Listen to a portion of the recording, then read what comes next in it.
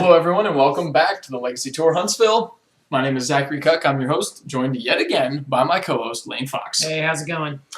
We are at the semifinals of the Legacy Tour, where we are featuring Drake Sasser again on Miracles against local Alabama Level 2 judge Brian Guest playing Charbelcher. Yep. Sort of a bizarre or unique deck. Oh, yeah. For Brian, that is. Miracles you see all the time, but Charbelcher is not a common one. It sure isn't common in the top 8. Well, yeah, we were talking about that earlier, and I think a lot of people are just, if they're going to play this type of deck, they just go ahead and play Storm. And so it shares a lot of traits. It's a bunch of fast mana. For anybody who isn't familiar with the deck, Goblin or Charbelcher, as it's called, it is essentially a pile of cards that generate mana and then empty the Warrens or Goblin Charbelcher as finishers. They're both 4 mana spells. Empty the Warrens is more commonly seen in the Storm archetype. It produces a 2/2 Goblin, or sorry, 2 1/1 Goblin tokens for every spell that has been cast that turn. That's the Storm mechanic. Or the other win condition for the deck is the artifact Goblin Charbelcher, a rare from I believe Mirrodin. Yeah, it was Mirrodin. That it costs 4 mana. It's an artifact, and it has an activated ability. You pay 3 colorless mana and tap it, and you reveal cards from the top of your library until you reveal a land. And then you deal damage to a creature or player equal to the number of cards revealed. If the last card revealed was a mountain, however, it doubles the amount of damage dealt. So in the case of the deck Charbelcher, the deck only plays 1 land, and it happens to be a mountain. So anytime you activate it, if you have the land already, it's going to be for your entire deck, which is almost always lethal. And if you don't have the land, you're very likely to reveal enough cards before you reveal the mountain to finish your opponent off. Oh, yeah. So it looks like he's leading with a Mox Opal. Right. So Mox... Which Mox? This is a Chrome Mox. Sorry. And this is one of those fast mana sources we mentioned, and it looks like he imprints a Simian Spirit Guide. Mm-hmm. And then he's going to use the mana from a Lotus Petal and that to cast a Desperate Ritual, followed by another Desperate Ritual, a Seething Song. That'll put him up to 6 mana? Yep.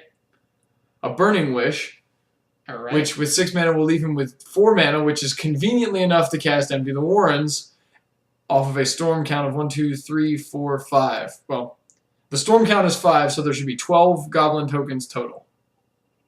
And that's all on Brian's first turn of the game, that's the real appeal or the power of Charbelcher is the number of turn 1 hands where you can either produce a pile of goblins, which theoretically could be lethal over 2 turns, or produce a Goblin Charbelcher and then activate it is ridiculously high. Yeah. Decks without Force of Will or other super early interaction for these exact type of scenarios are just at a massive disadvantage. Oh, yeah. And Drake shuffling away that ponder there says that there was no Terminus. Right, Terminus is the only card that'll get him out of this because he's staring down a set of 12 1/1 Goblin tokens. Yeah. And he has exactly 1 turn to find it. Yep. So I mean, hey, that's the kind of hand you want to see. So and they happen. Now Drake, fortunately, being the higher seed, was able to get the play because if he was on the draw and Brian had a hand like this, he'd already be dead. Yeah. So, but Drake has the top, and I mentioned earlier the top's really good at finding that Terminus. So yeah, Sensei's Divining Top goes a long way towards helping you dig for a Terminus. Looks like he did not find one. He's going to spin his top again. Yep, hope to find it on Brian's turn. Looks like it wasn't there, so he's going to crack his fetch land and presumably find another white source, and then I assume he'll spin the top again because if he doesn't find it in those 3 cards, the game's just over. Yep. And that is typically Charbelcher's whole strategy is just end the game before it even starts. Mm-hmm. And I kind of feel to some degree Charbelcher is almost a little bit better against decks like Death and Taxes. If you're going the... Oh, sure, it's faster. Yeah. Well, and then also you're not having to pay for each individual spell. Well, you do on the Empty the Warrens, but you still have the combo piece with the Charbelcher artifact itself. Sure. So you can usually pay through that whenever they start mana hating you with... I'm trying to think of is it the Wingmate? Or the Vryn Wingmare or yeah, Thalia. Or Thalia, yeah. Yeah, now the issue with trying to win through Charbelcher is a card like Phyrexian Revoker shuts it down. Oh, that's a good point. Yeah. It can also stop cards like Chrome Mox. But really, the Charbelcher deck wins by being just faster than everything else. It's super vulnerable to a card like Force of Will. Here we have a Gataxian Probe out of Brian. And it gives you that opportunity to. Oh wow. Now I think Brian's doing this in the event he wins this turn because he wants to see what's in Drake's hand. And Drake did find a Terminus, which that's clutch because he needs that. Yeah. Well, yeah, that was the turn. That's the one they had to find it. But, Drake has gotten an opportunity to look at a lot of cards. Right, yep. But he's had to shuffle away a lot, too. And he didn't have a Brainstorm, so the Terminus had to be in the top cards. It wasn't like he had the option of trying to put it back on top of his library. So, he's just got the luck going. It's like... that's magic, right? It takes a little bit of luck and a lot of bit of skill. Yeah. Brian could say he had the luck that he just kind of had all the cards he needed on his first turn. So yeah, and we'd be talking about something entirely different if that Terminus hadn't been there. The game would just be over and we'd be moving on. Now Brian's not completely out of the game either at this point. Oh no, he's had 3 draw steps already. 2, so he can rebuild towards that Charbelcher that I see in his hand. Yep. This is the position he doesn't want to be in though. Yeah. A Counterbalance and a Sensei's Top is a tough lock for the Charbelcher deck to beat. Because they have no Abrupt Decays or Corrosive Grips or anything like that main deck to get out of this, and all of their spells are pretty much 0 to 2 mana. That he's hard pressed to generate enough mana naturally to just hard cast the Charbelcher. He has to do it through the various ritual effects. But Drake has no pressure yet, so. It's not like it's unfathomable that Brian could claw back into this. Yeah. I think that like you said, the counterbalance is really going to make it hard, though. Yeah, he would be much better off going for it again if Drake hadn't found the counterbalance as well. But that is Miracles. Yep. For you, it's a very consistent deck. It finds the pieces it needs and it's very strong and powerful when it does. So if you have no way to get them off of their combination of lock pieces, then there's not a whole lot you can do. We've got another Chrome Mox from Brian. Looks like Drake has a land though to reveal the counterbalance. Lands have a converted mana cost of 0, even though you don't actually cast them for purposes of counterbalance.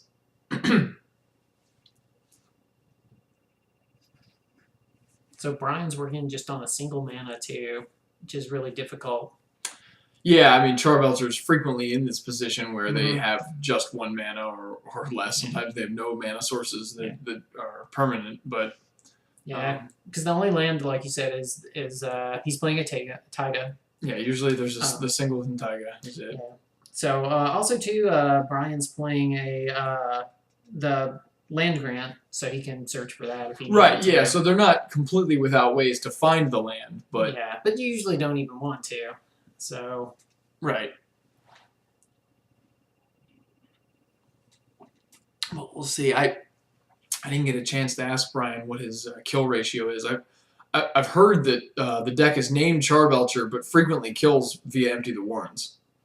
So it's a little bit of a misnomer. Charbelcher is the instant kill, and it's probably the one you're a little more afraid of, even though Empty the Warrens is a little more consistent of a kill. It only takes 4. You only have to generate 4 mana, whereas with Goblin Charbelcher you have to generate a full 7 mana for it to kill.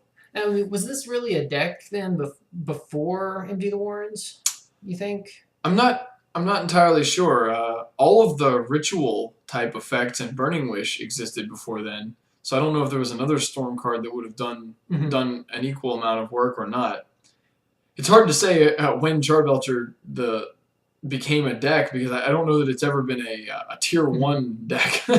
Well, and it could also be like a bit of a nod that Empty the Warrens is played in Storm so often that they just decide, hey, this is something that distinguishes it completely different. Because if you just say Empty the Warrens, then Right. Then you just, I mean, are you talking about Storm or something else? So it's something that's unique to it as well. So here we have a Lotus Petal. Brian baited out a top activation with his Seething Song, and Drake has both a basic land and a Sensei's Top. So Brian is pretty limited on converted mana costs that he can actually use to generate mana. And the fact that he doesn't have a... now he's going to lose his land, too. Or his mana source, excuse me. Because Drake has a 1-of Council's Judgment that he's using now to get rid of the Chrome Mox, which puts Brian back... Well, it's only 1 mana source, but arguably it's many turns. That looks like Brian is packing it in because that's just too hard to come back from. Even though Drake didn't have a win condition, it was just a matter of time. Yeah, I can see that. Well, here we are at the Legacy Tour Huntsville, and we're going to tell you about the upcoming Legacy Tour Huntsville. It's on February 13th, so just a little under a month from now. It's being hosted this time at JC's House of Cards. JC's House of Cards has a great selection of legacy singles and the other cards you would need to finish off a deck. So if you're interested in the tour, come on out and join us. You can search for it. It's under Legacy Tour Huntsville on Facebook, or you can speak with me, Zachary Cuck, or my co-host Lane Fox, and we'll get you an invitation to the event. It should be a great time. This event had a great turnout, and I think the next one will too. Yeah. On to the sideboards. Yep. I've got Drake's list again. So I'll start off. We've got Keranos, which I don't see being a big contender in this match. I don't think Drake has to worry about the game going long and being grindy. Is it Staticaster seems great against Goblin tokens. He's got to have something that it's better than. Yeah. Same thing with Wear Tear. It's not against Goblin tokens, but against Charbelcher and all of the artifact mana sources. It's just an answer to those. Rest in Peace is useless. Brian does nothing with his graveyard. Pyroblast is useless. Brian is pretty much a mono-red deck. Baneslayer Angel, same thing as Keranos. It's just a little on the slow side, and Inevitability is already Drake's. Flusterstorm, though, is great. That is the type of counterspell he 100% wants. It stops all of the rituals pretty effectively, and it can actually counter all of the copies of Empty the Warrens if he times it right. Containment Priest and Supreme Verdict are maybe the Verdict, although that seems way too slow for the tokens. I think it'll just be the Flusterstorms, the Wear Tear, and the Staticaster. Yeah, and I guess on my side, you see a good portion of Brian's list dedicated to the Burning Wish. Right, so there's a lot of cards in Brian's sideboard. Infernal Tutor, Shattering Spree, Empty the Warrens, Goblin Warstrike, Pyroclasm, Reanimate, and Reverent Silence are all sorceries, and they're all 1-ofs that are part of the Wish package. The Burning Wish can get a card you own from outside the game, which Wizards has essentially errated to. You can get it from your sideboard. So those cards are typically not something Brian will sideboard in. The only cards he's likely to sideboard in are the last two, Pyroblast and Sanded Swarm. And in this matchup, I'd argue they're both great. Yeah, especially the Pyroblast, being able to take out that. I mean, he's. Maybe you can sneak it in and take out that counterbalance, or just make sure it stop doesn't Force of Will. Yeah, stop Force of Will. So I think Pyroblast is great, and and Sanded Swarm is definitely it's not best against Miracles, but I think it's still good enough. Yeah, Sanded Swarm is the kind of card against a deck like Temur Delver, where their only answer to your win cons is counterspells. It's just brutal. Once it resolves, they have to have removal for it, or they'll lose the following turn usually. Miracles can get around that obviously with Counterbalance and Terminus, but it's still good enough here in this situation. I think that it's worth bringing in. Yeah, I think the hard part is, of course, what do you take out? Probably maybe the Tinderwall. Yeah, I think you're probably well, the whole deck is combo pieces, so you're obviously sacking some number of those. Which ones specifically, I couldn't tell you, actually. I have no idea what you're boarding in and out. Honestly, I think you're probably going to want to take some number of your 1-mana spells, just because the combination of Sensei's Top and Counterbalance is a guaranteed counter for 1-mana spells. Those are probably your weakest of the bunch. That maybe you take those. I guess Gataxian Probe is probably the premier example. All it really does is build Storm. That's a good point. Yeah, so it comes out. And Rite of Flames are great. I don't know that you could argue those. So maybe next best thing is the Tinderwall, like you said. Yeah, it seemed a little bit more fragile to me. But yeah, and going first two, it's going to really help out Brian a lot as well. Right. Drake. On Drake's side, cards to take out. I honestly, I think you cut the 4 swords to plowshares and that's it. Like that's the whole plan. You just bring in the 4 cards, take out 4 swords, everything else stays the same. Mm-hmm. There's more cards that he could arguably want to take out. Like I feel like Jace the Mind Sculptor is unnecessary. Well, although Jace is probably still better than Entreat the Angels. Entreat the Angels is completely worthless, I think, because it's like the slowest win condition imaginable. And by the time you can cast it, you've already won through some other means anyway. But I just don't know if he has enough he wants to take out to bring in to justify taking the Entreats out. Mm-hmm. And you said the Stratocaster's coming in, right? I can't imagine it wouldn't. It's basically another Terminus versus all those Goblin tokens. Yeah. So got some mulligans going on here. Yeah. Power mulligan to the Force of Will. In Drake's case, mulliganing to try and find something to fight against the early, like a Force of Will or a Terminus is almost essential. He really can't do without it. Brian gets a little more leniency with his mulligans because he really just is looking to find a critical mass of mana production and then a payoff card, which the deck is designed that almost every opening hand has exactly that. The only ones you have to mulligan, I assume, are hands where you have like too many Chrome Boxes or no Burning Wish. Something of that nature. But Drake's under a lot of pressure. So. Yeah, the onus is on Drake to mulligan to find answers. Brian really has the luxury here of a little simpler mulligan decisions, and easier play lines, like more obvious lines of play. Yeah, be interested to see what Brian brings to the next one if he comes.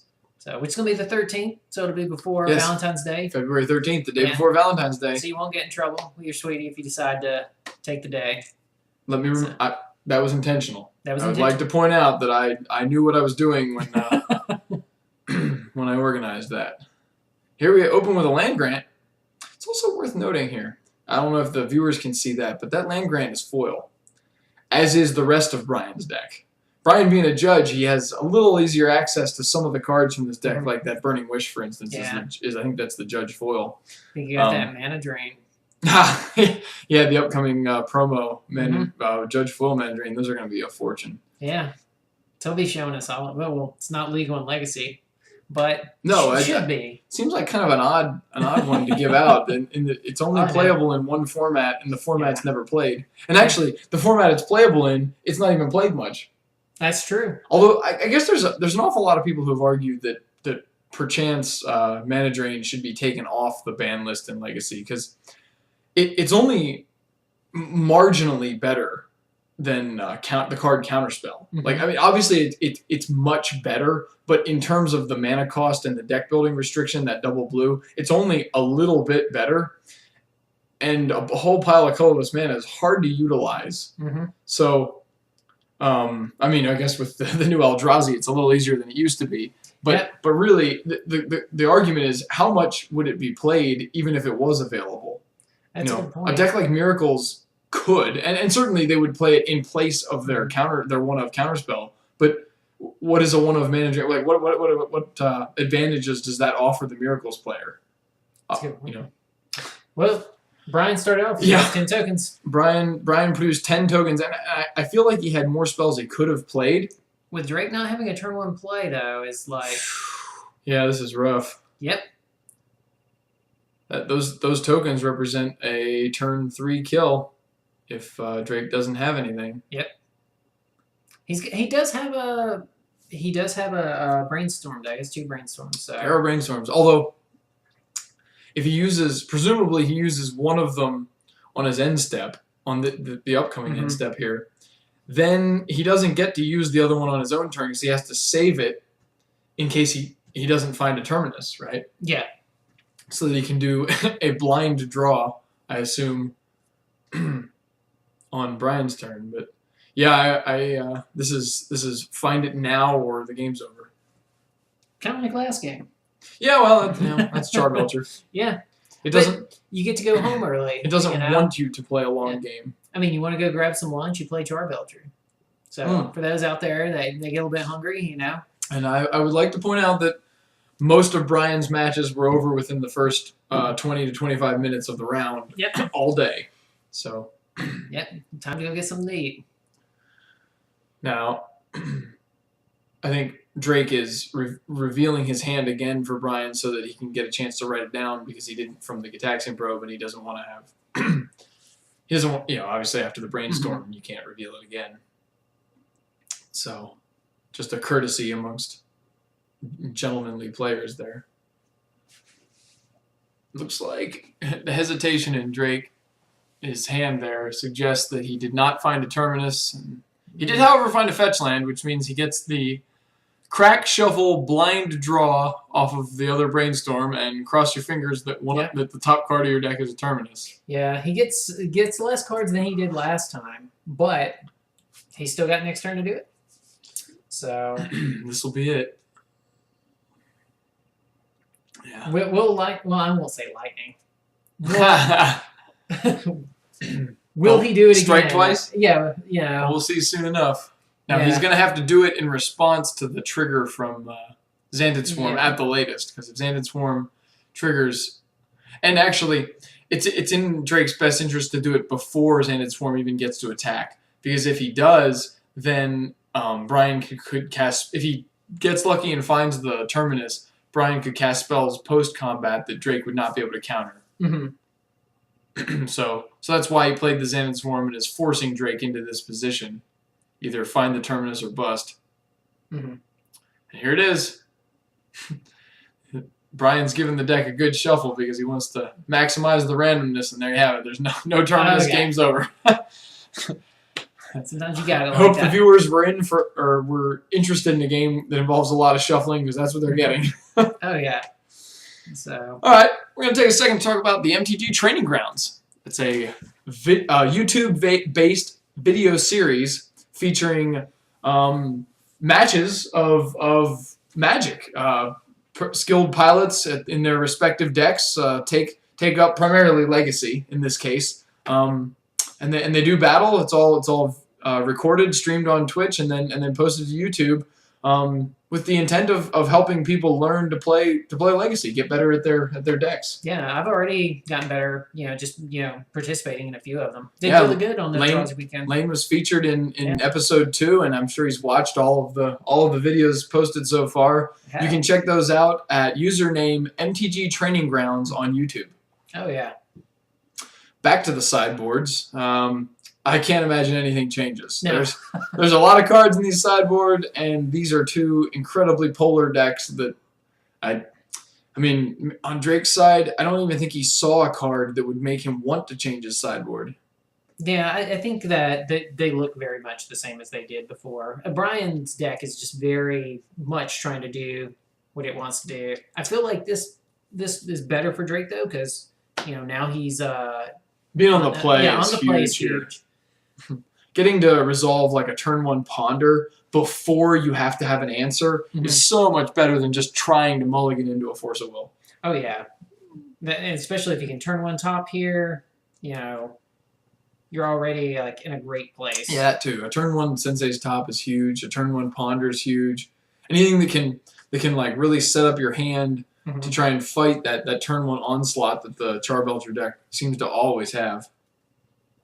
And it looks as though both players are going to keep their hands. They're satisfied with what they've gotten. So we'll get this match underway. Excuse me, in just a second, and see how it turns out with Drake's Miracles against Brian's Goblin Charbelcher. That's kind of cute and convenient.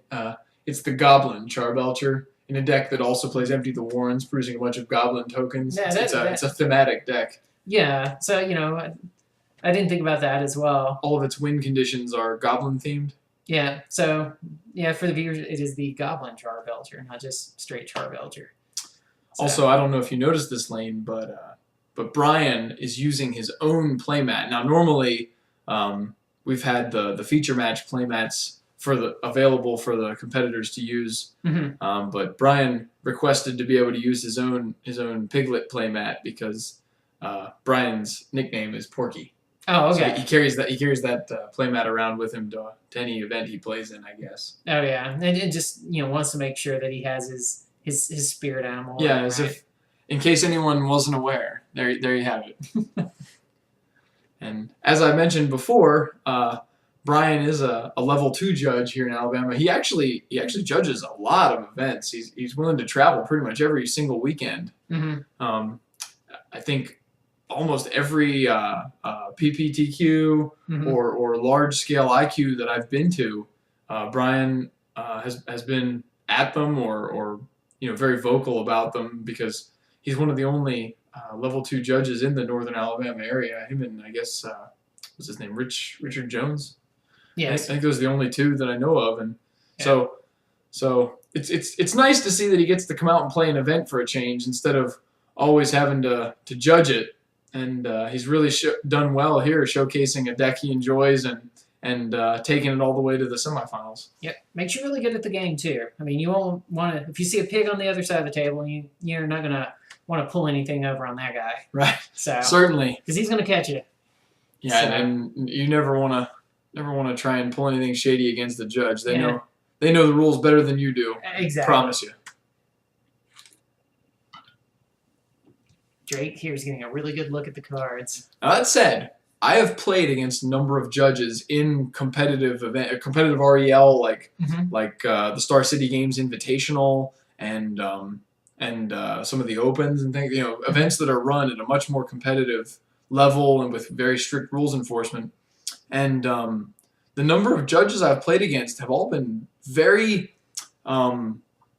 upstanding, very straight shooters. They're not playing to their knowledge. They're not trying to get you with any sort of rules lawyering. At least that has been my experience. They're very honest, very good stewards of the game, and I appreciate that. Trying to keep things fair. I mean, and I think especially it takes a lot of dedication. I mean, they don't give out those expensive promos just for no reason. I mean, these people, like you said, Brian, they take a lot of their time to go to these events, and this is a thankless job in a lot of cases, being a judge. And Brian, if you watch this video, thank you for everything you do and for helping host all these events in the Alabama area. We wouldn't have as much of a magic scene without you. Looks like just a land grant and a pass back. So Brian was missing some of the payoff, or I guess he didn't have enough rituals to really just go off to make it happen. Yeah. So maybe he's got it this turn. We'll see what he's able to cook up. He's thinking. Both of these players have been pretty deep in the tank. Looks like Brian has a black border taiga. So either that's a 4-1 or it's a beta. Although I mean the rest of his deck is foil, so I wouldn't surprise me. To see some money invested in this deck. Well, it looks like... Boy, and he passed it back again. Drake has really dodged a bullet this game with Brian not having an early kill or early pressure. Now, did we see the diamond in his hand the last turn? The lion's eye diamond? I'm not sure if that was his draw or not. Although there's a desperate ritual. Is it? The one with splice? I always get them mixed up. I think Seething Song is the one that has the actual flame in the backside. Right, that one produces 5 mana. Yeah. No, I can never tell the difference between Desperate Ritual and Pyretic Ritual. One of them was from like M10 or something, and then this one is from Kamigawa. Yeah, I think Champions.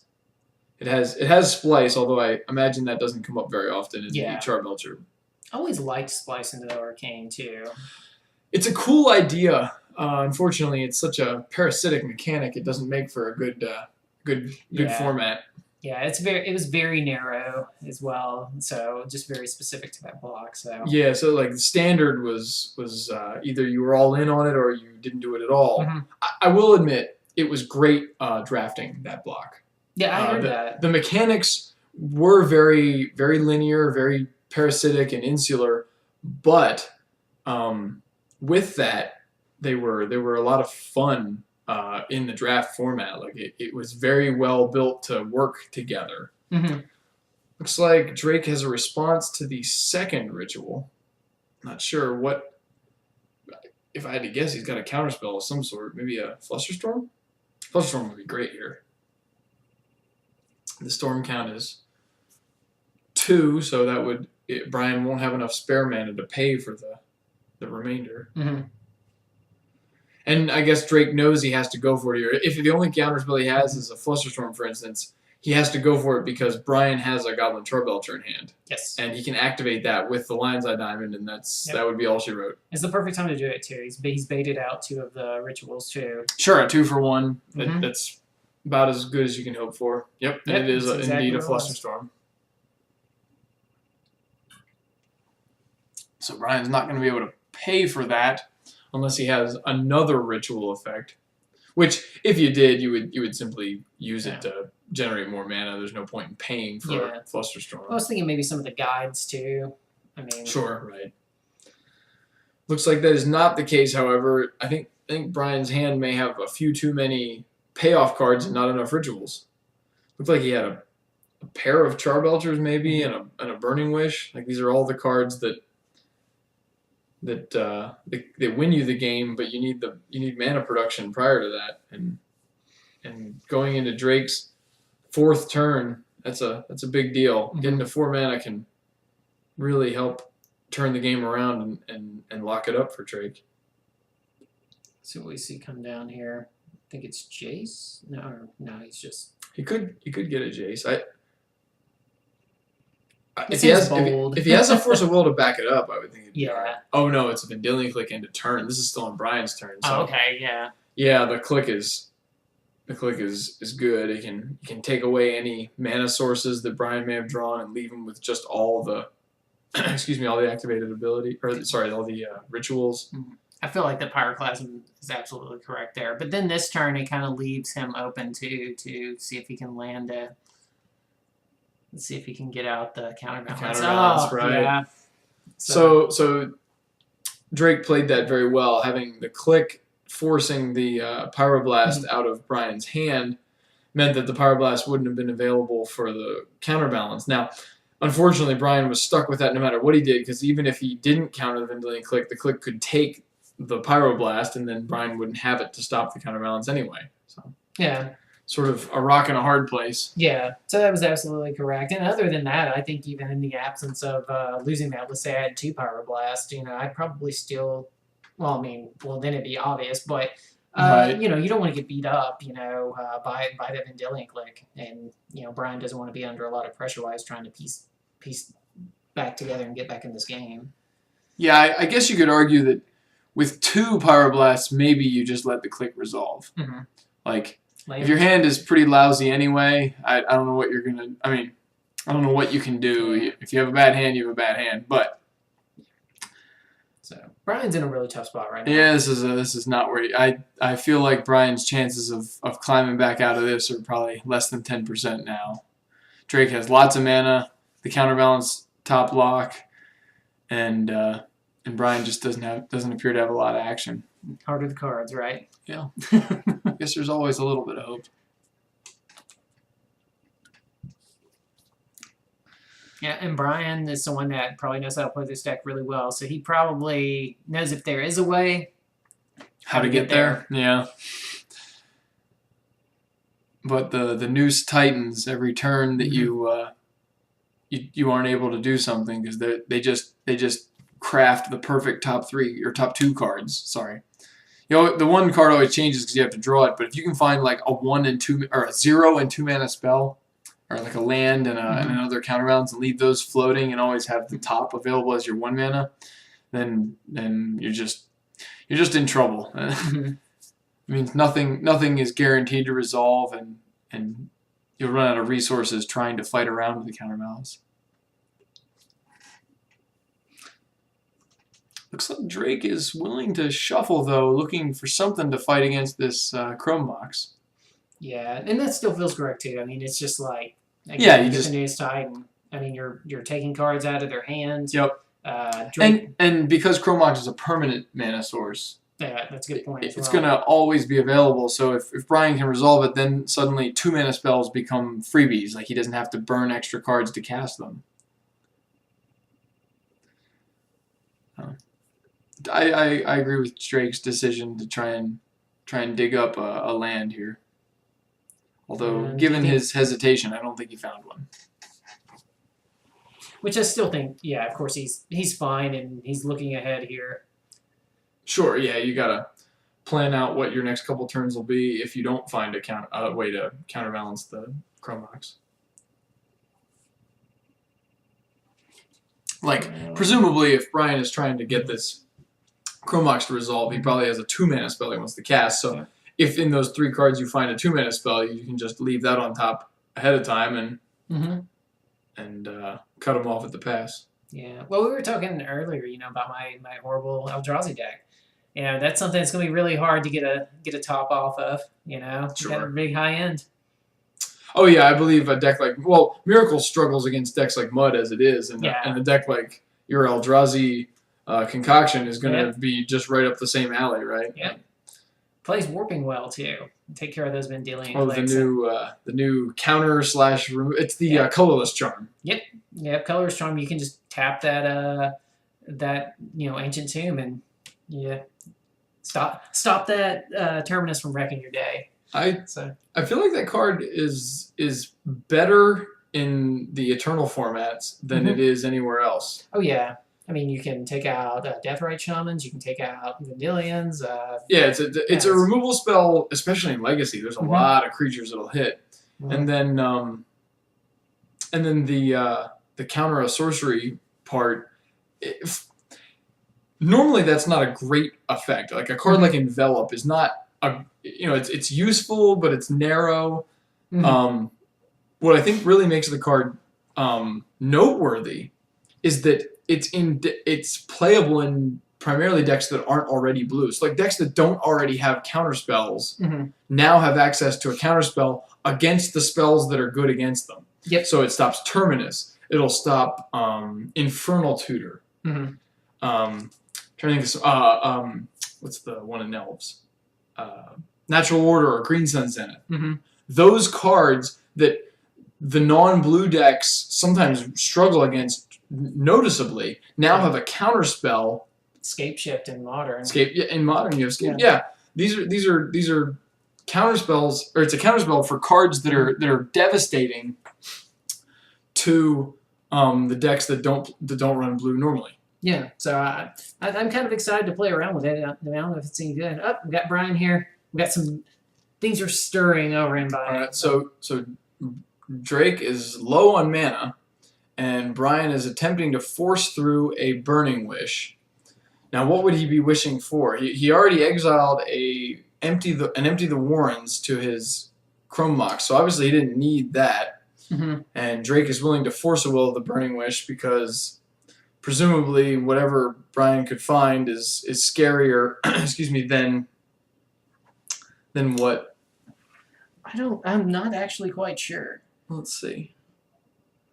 Infernal Tutor. I'm not even sure how Brian casts Infernal Tutor. Yeah.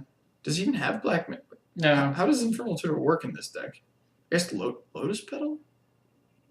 That's an odd one. I don't understand that. Now, Shattering Spree, I get. That's the fight against the Mud decks.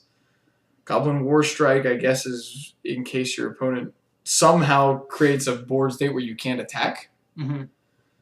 Pyroclasm is pretty self-evident. Same thing with Reanimate. It's a black spell. I'm not really sure how you cast that, but Reverent Silence. Never mind. For anybody out there listening to my ramblings, Reverent Silence is the card Brian is 100% trying to get.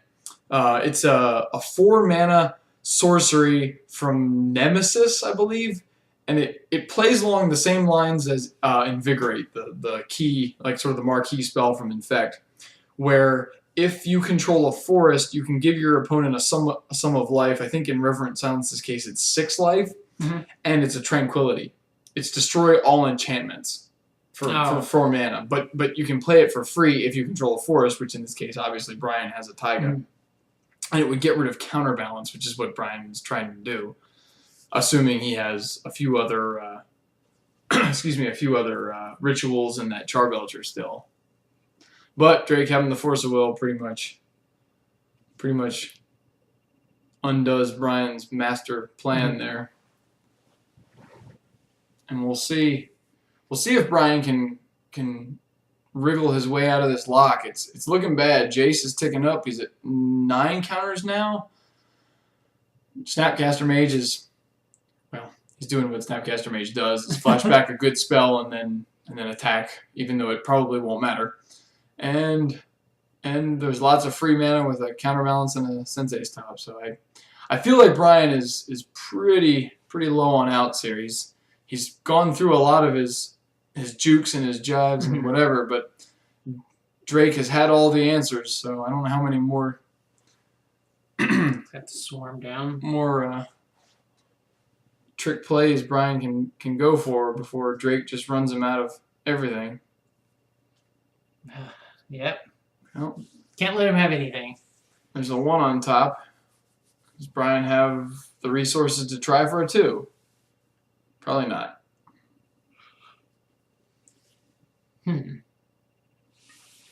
We know Brian has at least 1 Charbelcher in hand. And I think I saw a second, so things are getting bad. Brian falls to, what, 12? And Jace is all the way up to 11 counters now? Yeah. And 10? then, or no, I guess that's 11. Let's see. He's thinking about it. Yeah, it's supposed to be an 11. That die was missing one of its dots.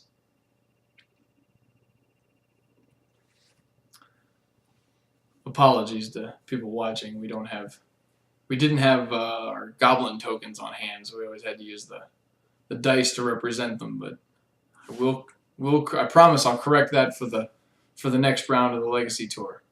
Speaking of which, when is that next Legacy Tour again, Lane? That would be February 13th. February 13th, for anybody interested in coming out. JC's House of Cards. Yep. Out in Madison, Alabama. Which, Zach, as you said, planned perfectly to not screw up your Valentine's Day. You will not mess up your Valentine's Day. The girlfriend will not be upset, or the wife, if you're married. She will not be upset. She might be a little upset, but she won't be really upset, because it's not like you're trying to sneak out on Sunday, which is actual Valentine's Day. Yep. So there you go. I mean, yeah, you're set. You really don't have a reason. You can come jam a whole tournament's worth of Legacy events. If you do well, you can walk away with dual lands. That's another thing I didn't mention with the increased entry fee of $15 now. It's expected that the prizes will be a minimum of a first place dual land, blue dual land. Let me clarify. Yeah. There are plenty of dual lands that cost less than that. Oh, Brian's throwing in the towel. Yeah. I think this game was decided many turns ago, but Brian has finally decided he's had enough and he doesn't want to play this game anymore. Yeah. So that brings us to a conclusion of the semifinals of the Legacy Tour Huntsville. In just a minute, we'll be back with the finals and we'll crown our champion. Yep. Excited to see who it is. Yep, stick around.